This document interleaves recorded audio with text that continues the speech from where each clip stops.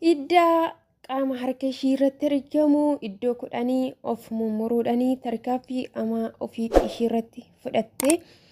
Ashamaa harka fuunee hordoftoonni kennaa jaalalaa akkam jirtu nagaa keessanii hannagaadha. Rabbiin galanni guddaan haa ta'u. Isinis lafa jirtanitti nagaa guddaa qabaadhaa isiniin jechuutiin nan barbaada.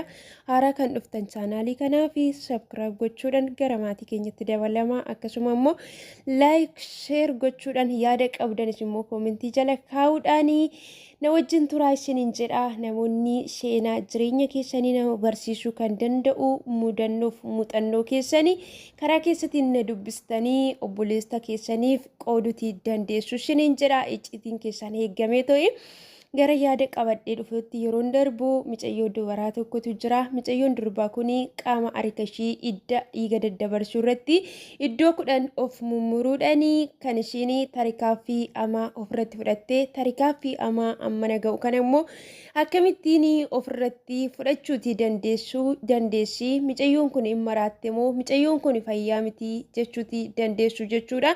Ka'umsa isaatirraa ka'ee isinitti hima jechuudha. Micayyoon durbaa kun micayyoo maatii ishii gidduutti ajajaa fi akkasuma immoo naamusa jireenya kan qabdu taatee otoo jirtu mana barumsaa keessatti illee micayyoo barumsa ishiitti cimtu akkasuma immoo barumsa ishii seeran kan hordoftu hiriyoota gaggaarii kan qabdu duraanii booddeerra garuu sababa hiriyoota hin taanetti michoomtee fi jireenyi ishii hin babbade jechuudha. Micayyoon kun deemsa keessaa amala gaarii isa qabdu sanaa naamusa maatii keessatti akkasuma immoo mana barnootaa irratti barumsa ishiitii irratti cimina qabdu sana hunduma isaayyuu deemsa keessaa ba'uudhaanii gara hiriyoota ishii warra amoota yookas immoo warra amala gaarii hin qabne sanatti gara isaanitti kan ishiin deemaa deemte jechuudha. Amala ishii gaarii amala ishii isa naamusa qabdu sana hunduma isaayyuu gattee jechuudha.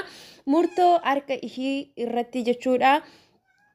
Of mummurtee ofirratti murteessitee iddoo 10 of mummurtee kana akkas jechuudha. Micayyoon kun yeroo gaafatamtu keessatti maaliif harka kee of mummurtee maalii fayyaa hin qabdu yeroo jedhanii gaafatan keessatti inni kun inni jalqaba mure kun maatii kiyyarraa dhiibbaa hiriyoota kootitti yookiis immoo amala hamaa horadheefni amala hin taane horadheeni isaan irraa gargar ba'uu kootifani murtoo kana ofirratti fudhadhee jette. Isa lammataa irratti hojjennaan mana amantaa koo isanitti maxxanu isanitti deddeebu uumaa koo wajjin gargar fagaadhee kanaafiyyuu murtoo isa lammaffaa harka koo yeroo lammataa umure kana sababa sanaafan murtoo ofirratti fudhadhee jette. Sadaffaa irratti hojjennaan sababa hiriyoota koo gaggaarii warra yeroo gaddaas yeroo gammachuus waan gaarii keessatti wal gorsaa turre dhiibbaa isaanii karaa isaanii isaan dhabuudhaan narra ga'ee jedhee murtoo akkanaa ofirratti fudhadhee jette. Kan ittaan hojjennaan inni kun immoo dhiibbaa mana barnoota koo yookas immoo barumsa koo dhabuu kootiinanii ofirratti murteessee dhiibbaa kana ofirratti fudhadhee yookas immoo murtoo kana ofirratti taasisee jetteetu yaada qabdu kana inibsitee akkasumatti itti fuuftee jechuudha. Sana booddeetti sammuun koo nagaa miti sammuun koo sababa dhukkubsataa ta'ee fi kana hunduma isaayyuu ofirratti fudhadhee yeroo hedduudhaa fi gara amala koo yookiis immoo yaada koo duraa sanatti gara deemsa koo duraa sanatti deebi'uudhaa fi yaalii hedduu taasiseera. Akkasuma immoo kadhannaallee hedduullee taasiseera garuutii keessa ba'uutiin dadhabee sababa sanaa jedheetanii qaama kootirratti ofii kootirratti murtoo akkasii fudhadhee jettee jechuudha. Namoota ishii gaafatanitti ibsite jechuudha. Egaa obboloota koo waan viidiyoo kanaa yookiis immoo seenaa micayyoo kanaarra waan guddaasaa akka barattan abdiin qaba jechuudha. Hiriyoonni nuti wajjin holluu hiriyoota akkamiiti? Hiriyoota jireenyi keenya borutti akka badu warri gaa'ela qabdan gaa'elli keessan akka diigamu akkasuma immoo hariiroo isin uumaa keessan wajjin qabdani amantaa barbaadan hordofaa musliima ortodoksii kaatolikii beenxee waan barbaadan jechuudha. Namoonni isin wajjin ooltan suni akkami uumaa keessanirraa kan gargarsin siksaa deeman immoo kan gara uumaa keessanitti akka sissixanii fi sababa isiniif ta'a yookiis immoo kan barattanillee barumsa keessan irratti kan isin jajjabeessitu immoo kaayyoo isin qabdan irratti kan isin jajjabeessu kan isin jajjabeessitu immoo akkami deemsa keessa amalli nuti qabnu iddoo nuti oollu iddoo nuti yeroo baay'ee deddeebinee ilaallu yeroo nuti iddoo baay'ee deddeebinee dhageenyuun amalli nuti duraan qabnu suni nurraa jechuudha molqamaatii adeema jechuudha gara isa guyyaa guyyaadhaan deemsa keessa oollu sanatti kan inni nu fudhatee tooyi deemutii danda'u jechuudha. Egaa obboleewwan koo jechuudha namni tokko gaafa jechuudha gaafa wanta tokko hojjetu wanta hamaa jireenya keessa gaafa ba'u akkasuma jechuudha karoora isaa keessa gaafa ba'u miira sana keessatti itti dhaga'amuutii dhiisuu danda'a jechuudha. Garuu haalicha keessa yeroo darbine gara sammuu keenyatti yeroo deebine jechuudha wantoonni nuti otoo hin beekin miira amala hin taane keessa yookas immoo miira hiriyoota hin taane keessa wajjin turree hojjanne booddee irratti kan nu gammachiisu otoo hin taane kan nu gaaddisiisu fi kan nu gaabbisiisu jechuudha. Kanaaf hiriyaa filachuun baay'ee barbaachisaadha jechuudha. Na yaadadha yeroo tokko micayyoo tokko goddanyoota dubaraa 5 qabdi jechuudha. Dubaroonni kuni bakka qilleessi isaan gidduu isheenu jechuudha. Gaafa kaanitti micayyoo kana gara hin taanetti jechuudha micayyoo takkitti kan isaanii harkisan jechuudha. Micayyoon kun hin diddi jechuudha.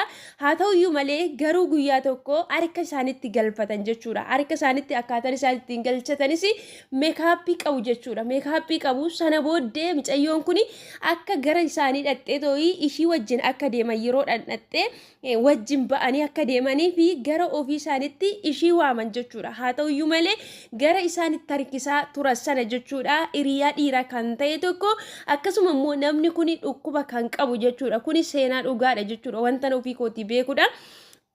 Hiriyaa dhiiraa dhukkuba daddarbaa HIV AIDS kan jedhamu kana kan qabu ture jechuudha. Sana booddee mucaa sana achitti qopheessanii micayyittii sana jechuudha dubaroonni 5 keessaa 4 jechuudha. Achitti micayyoo kana mucaa kana wajjin balbala itti cufanii micayyoo suni dhukkuba HIV dhan akkasumallee ulfina ishii akka rabdu eenyummaa ishii akka rabdu achitti ishii taasisan jechuudha. Argitanii hiriyoonni amoonni jechuudha waan isaan namarratti raawwatanii jireenya namaa balleessu abdii namaa booressu uumadhaan gargar siqutu ulfina keessarraa fuudhu jechuudha. Eenyummaa keessa wallaalchisu eenyummaa kee keessa si baasuutii danda'u jechuudha. Kanaafiyyuu har'a jechuudha viidiyoo nani hojjedhe kuni iddoo oolmaa keenya yookiis immoo hiriyoota jechuudha jireenya keessaan hin baafne hiriyoota amala keenya isa gaarii ta'e sana hin mancaasne hiriyoota gara uumaa keenyatti nu siqsanii yookiis immoo hiriyoota gaggaarii filachuuti yookaan immoo oolmaa keenya jechuudha ilaallannee akka hoolludha jechuudha kan nu barsiisu yeroo har'aa keessatti jechuudha karaa nama nuyi jaalannu karaa nuti nama amannuuni miidhamni gurguddaanii eenyummaa keenya ulfina keenya kan dhabaa hoollu isiniin jedha. Kanaaf baay'isaatoo of eeggannoo taasisaa isiniin jedha. Of eeggannoo taasisaa isiniin jedha. Harree ganama badde galgala kurkuriin hin argu jedha. Turtii keessa waan wajjin gootaniif galatoomaa dogoggora jiruuf immoo naaf galchaa isiniin jedha. Baay baay.